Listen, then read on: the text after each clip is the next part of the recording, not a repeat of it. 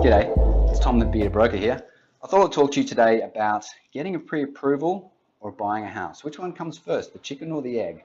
So it's very easy to get excited and distracted by the good part of buying a house, which is actually going out, visiting the house, looking at the rooms, trying to decide where you put your couch.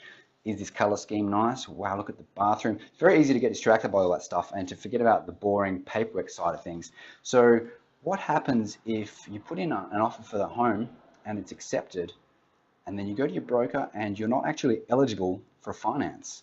So this is something you'd want to determine before you go out and actually put in an offer, because it alleviates all that stress from that stressful period. So if you go see your broker, they'll be able to determine, yes, you are eligible.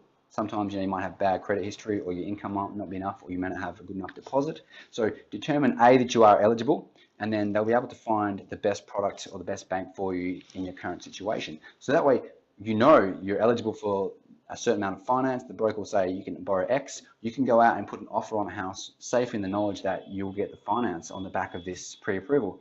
Now, another thing to worry about with this sort of thing is if you put an offer on a house and it's accepted and there's no problem with your eligibility, it's fine, the banks are happy with that.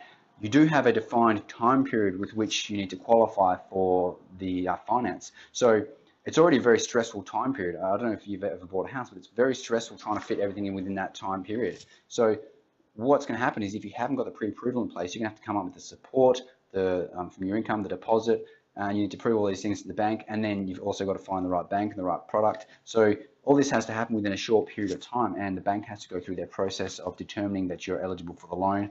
So a lot happens in a short period of time, and it can be very stressful. So you've already done that before you put the offer on the house.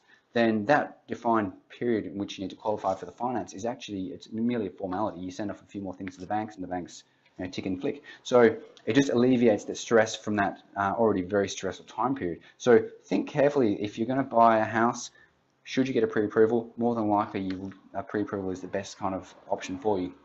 Now, as usual, this is general advice only. Speak to a specialist about your specific circumstances. My name is Tom Simpson. I'm an authorised credit representative, number 478783 of Voyage Wealth, Australian credit license 444489. Until next time, I'm Tom, the Bearded Broker.